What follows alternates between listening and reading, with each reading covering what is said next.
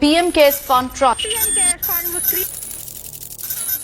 याद है वो दौर जब हर तरफ जान जाने का खतरा था, नौकरियां जा रही थी, खाने को लाले पड़े थे, तब मोदी जी थाली बजाने के साथ लॉन्च किए थे पीएम केयर फंड और 40 लोगों से भी पीएम केयर में फंड सहयोग करने के लिए प्रेरित करना, जिसका रिजल्ट ये निकला कि गुजरात और तमिलनाडु की महिलाओं ने अपनी पेंशन के पैसे दान कर दिए, तो कुछ राज्यों के रिक्शा, दिहाड़ी, यहाँ तक कि सब्जी बेचने वालों ने अपनी हफ्ते भर की कमाई भी दान कर दी। तो कुछ रिटायर्ड सोल्जर्स ने अपनी पूरी लाइफ टाइम का पेंशन भी डोनेट कर दिया और कुछ एम्प्लॉयज ने तो अपनी एक महीने की सैलरी तक दान कर दी, जिसके चलते 2019 से 23 के बीच में 13,000 करोड़ रुपए जमा हो गए और सिर्फ 2020-21 में 7,000 करोड़ की डोनेशन आई। लेकिन ऑडिट के बाद हमें ये पता चलता है कि उसमें से सिर्फ 400 करोड़ रुपए खर्च हुए। तो बाकी पैसों का क्या हुआ? यही सवाल जब हाईकोर्ट बीजेपी से करते हैं तो उनका कहना है कि ये प्राइवेट ट्रस्ट है, इसलिए इसकी कोई भी जवाबदेही देना जरूरी नहीं समझते। पर सवाल तो यही है ना कि जिस ट्रस्ट का प्रमोशन देश का प्रधानमंत्री खुद करे, नेशनल एम्बलम लगाओ, .gov डोमेन है, वो ट्रस्ट प्राइवेट कैसे? पीएमओ ने तो ये तक कह दिया कि पीएम केयर फंड, पीएमएनआरएफ और रक्षा से जुड़े कोई भी सवाल ना ही आरटीए के जरिए और ना ही संसद में पूछे जा सकते और ना ही इन फंड की कोई जांच होगी। Has dismissed the allegations raised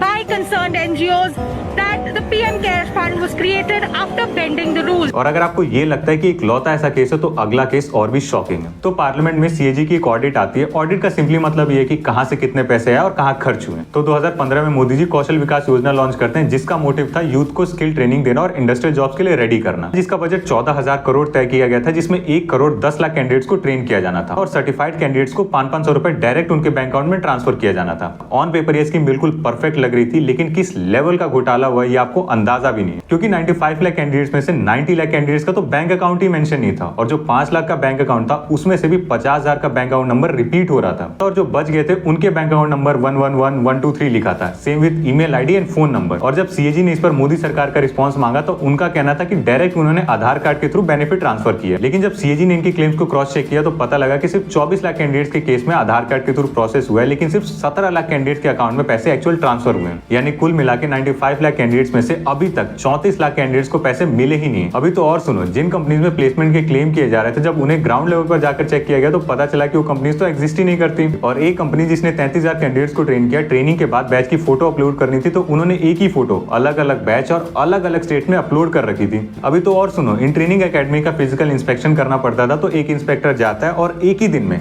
Andhra Pradesh, Gujarat, Jharkhand और कर्नाटका जैसे 19 जगह का इंस्पेक्शन एक ही दिन में कर देता है। और ऐसे 3 इंस्पेक्टर और थे।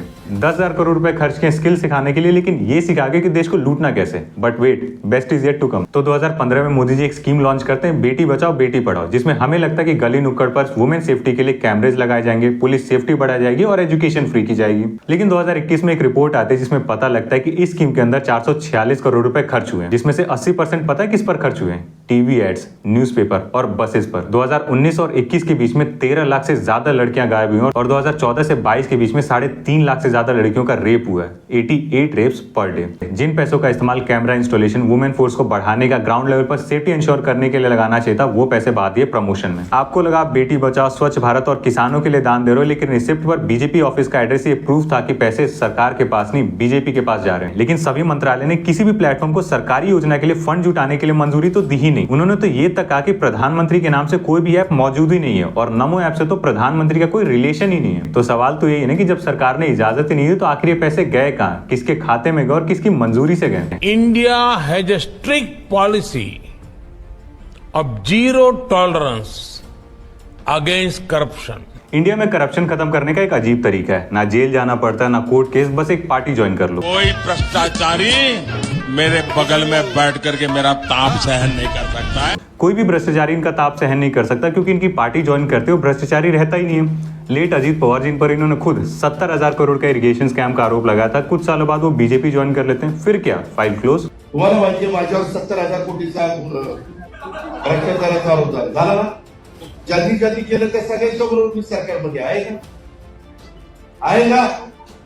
हेमंता बिस्वा जो शारदा चिट फंड से लिंक थे, उनके घर पर सीबीआई की रेड तक पड़ी थी। 2015 में वो बीजेपी ज्वाइन कर लेते हैं और आज असम के सीएम हैं। प्रफुल्ल पटेल जो एयर इंडिया के 30,000 करोड़ के स्कैम से लिंक थे, लेकिन एनडीए ज्वाइन करने के 8 महीने बाद ही सीबीआई उनकी फाइल को क्लोज कर देती है। शुभेंदु अधिकारी एक स्टिंग ऑपरेशन में कैमरा के सामने पैसे लेते पकड़े गए। यहाँ तक कि ये वीडियो बीजेपी ने अपने यूट्यूब हैंडल पर अपलोड की थी, लेकिन कुछ सालों बाद वो भी बीजेपी ज्वाइन कर लेते हैं। फिर क्या, फाइल क्लोज।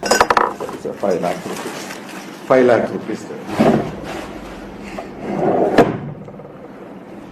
2014 से लेकर अभी तक 25 पॉलिटिशियन जिन पर करप्शन का आरोप लगा था, लेकिन बीजेपी ज्वाइन करते उनमें से 23 को क्लीन चिट मिल जाती है। सलमान खान बीजेपी में शामिल हो जाए और है ना अपने आप मोदी जी साबित कर देंगे कि हिरण्य है ना, काला हिरण्य आत्महत्या की। और मोदी जी ये कहते हैं न खाता हूँ न खाने दूंगा। अब ये देखते हैं कि बीजेपी के पास पैसे कितने हैं। तो 2014 में बीजेपी के पास 84 करोड़ का फिक्स एसेट था, मतलब गाड़ी और ऑफिसेस, जो 2025 में बढ़कर हो गए 1500 करोड़। अब ये देखते हैं कि इनके पास कैश और बैंक बैलेंस कितना है। तो 2014 में इनके पास 700 करोड़ रुपए कैश था, जो 2025 में बढ़कर हो गया 10,000 करोड़। 10,000 करोड़ रुपए कैश। अब ये पैसे आए कहां से? तो मैक्सिमम पैसे डोनेशन से आते हैं, जो अक्सर बड़ी कंपनीज देती हैं। जैसे 2014 में इन्हें 640 करोड़ मिले थे और 2023-24 में यही कुछ 3900 करोड़। लेकिन कोई भी बड़ी कंपनी किसी भी पार्टी को इतने पैसे क्यों देगी? अपने फायदे के लिए। रिसेंटली टाटा का एग्जांपल ले लो, जिन्हें प्लांट सेटअप करने के लिए गवर्नमेंट की तरफ से 44,000 करोड़ की सब्सिडी दी गई, जो कि डेफिनेटली टैक्स का पैसा था। खैर, इसके 4 हफ्ते बाद ही टाटा ग्रुप बीजेपी को 758 करोड़ की डोनेशन देती है।